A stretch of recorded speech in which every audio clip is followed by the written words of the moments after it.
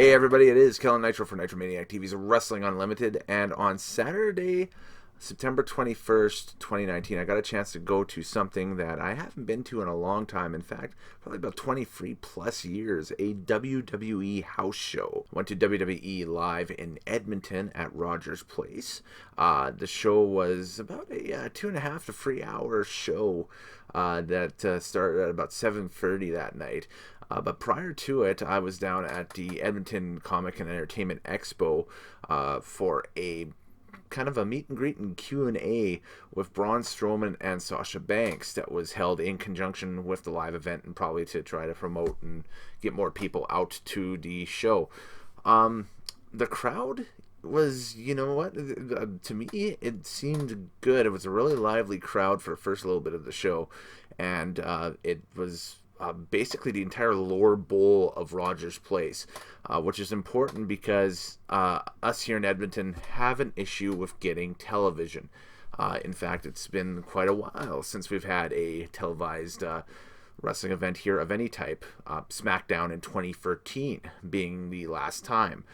Then we had an issue with, let's say, our archaic boxing and wrestling commission, and actually including wrestling as a legit sport, along with MMA and boxing, to the point that city council itself kind of looked at it and like, really? You guys are listing this as a legit sport by, civic guidelines? Let's change that.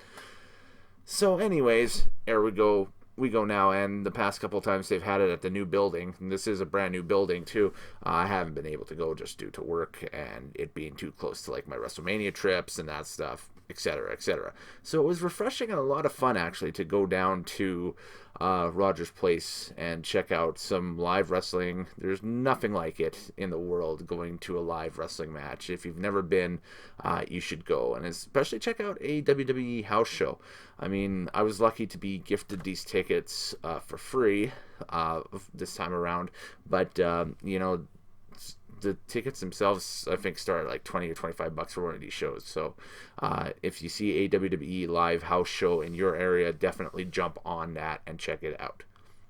This was the Raw brand, so a lot of the Raw superstars made their way up to Edmonton for the show. The opening contest, we kind of missed the first little bit of it because we were finding our seats in the building, but it was a freeway triple threat tag team match between the Good Brothers, the Lucha House Party, and the Viking Raiders.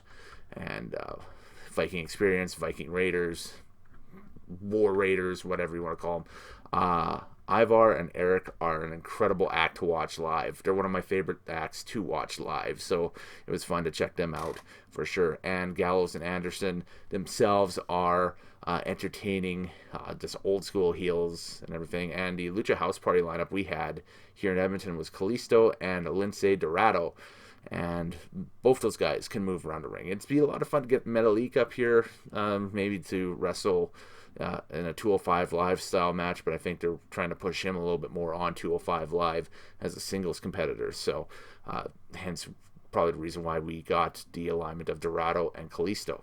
Up next, one half of the Raw Tag Team Champions, Bobby Roode, comes to the ring, says that it's great to be back in Canada, but he hates being in Edmonton, calls Edmonton the armpit of Canada, and throws out an open challenge, which is answered by Braun Strowman. And this was a really competitive affair with both Strowman and Roode getting some offense in. It was a really entertaining little match. Strowman, of course, getting the win. Probably after, I wasn't timing these things at all or anything like that, but it felt like a 15 minute affair, something like that. A really nice, coherent, tight match between two of them. A sleeper for match of the night amongst my circle of friends and everything. Bobby Roode was getting the Mr. Sparkle chant from the crowd because of the sparkly robe and the sparkling outfit that he wore and the tights and everything. Roode, man, he's a heel, pure and pure through.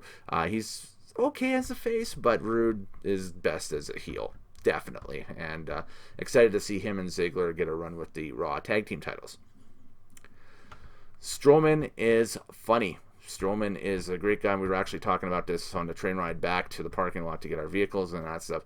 Strowman might be one of the next guys that WWE loses to Hollywood because he is a funny athlete. He's great in the ring, and a lot of people like that in Hollywood for casting characters and casting decisions and such. But next match, the team that I've dubbed the Starbucks Express of Alexa Bliss and Nikki Cross, the WWE Women's Tag Team Champions, taking on Dana Brooke and Tamina Snuka.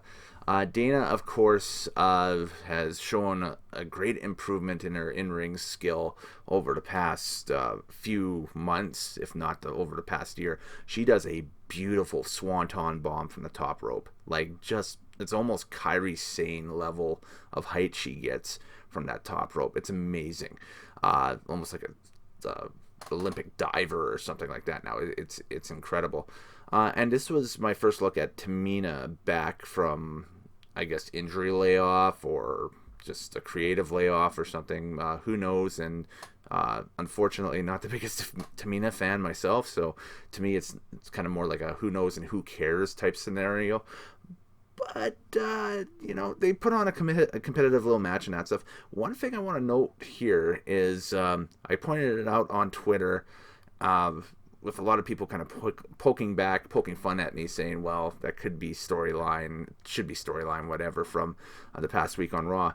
But Alexa Bliss had her knee really taped up big time, as you can see from the photos here and that stuff.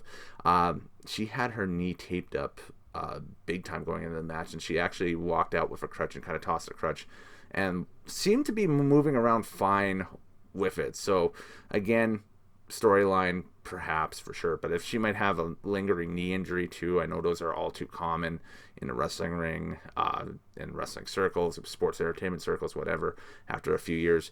But the whole storyline of the match was attack Alexa's knee and keep working on it, which they did.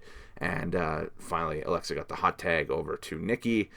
Bliss and Cross retained the titles here. Great match. It was a lot of fun watching them live. It always is fun to watch Miss 5 Feet of Fury, Alexa Bliss, go live in the ring. And like I said in the past, the work that she's done with Mike Quackenbush, you can see a lot of Quack's style in Bliss's in-ring style now, and it's a really neat kind of evolution for Little Miss Bliss. Up next, we had Ricochet versus Cesaro, and to me, this was a dark horse for match of the night. I really enjoyed this match because you had the high flyer versus the wrestler, the technical wrestler himself. Both these guys put in a solid effort, a solid outing. And to wrap up the match, Ricochet got the pinfall with a standing shooting star press, probably about 11 or 12 minutes in-ish. A great display by both athletes. Both athletes got a lot of their signature spots in, and the crowd was up and hot for both of them. I told my buddies, hey, having watched Ricochet work live, you are going to be in for a treat. And there we go. They were in for a treat because Ricochet, again, a great act to see live. And same with Cesaro. Then we had the final match before intermission. It was the rematch for the Raw Women's title between Becky Lynch and Sasha Banks. And this thing was wild. It ended up being quite the brawl out to the outside of the floor. There's a tweet on Becky's Twitter account, if you go over there, proclaiming her as the man again and that stuff. But there's a picture taken by somebody in the front row of Sasha's face. It's kind of like, bleh, like that across the front of the railing at Rogers Place last night. And this was a incredible match. Again, it was easily match of the night by everybody that I talked to. Back and forth action. Was this the double DQ? I believe it was the ending here. This was a double count out. This was not a double DQ on this one. This was a double count out.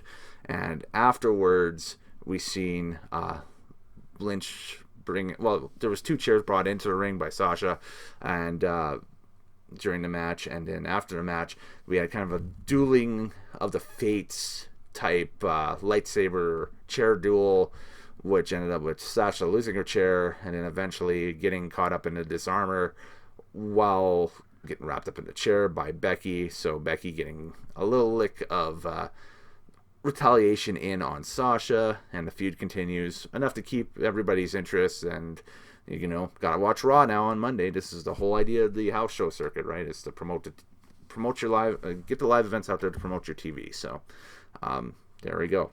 Intermission, and then we had Cedric Alexander take on Mojo Rawley.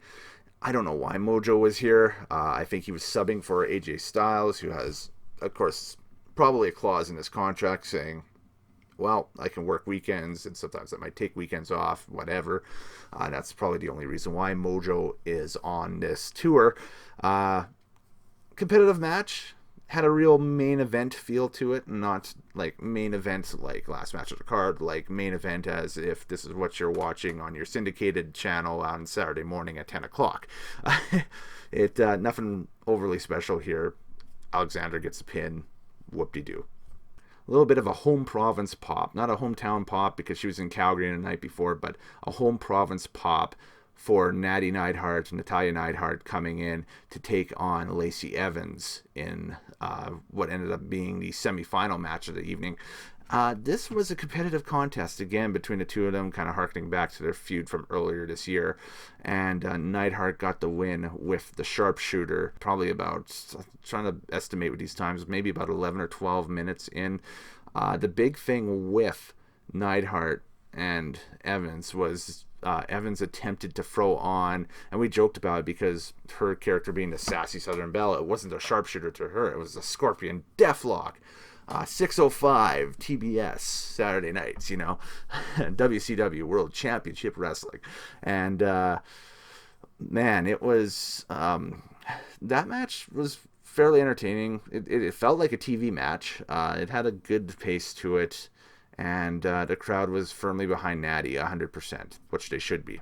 And, on top of it all, we go through it all, and Natty gets the sharpshooter in the middle of the ring in Edmonton for a victory over one of her vaunted rivals. Crowd pops, crowd goes home happy. Well, almost happy. It's time for the main event.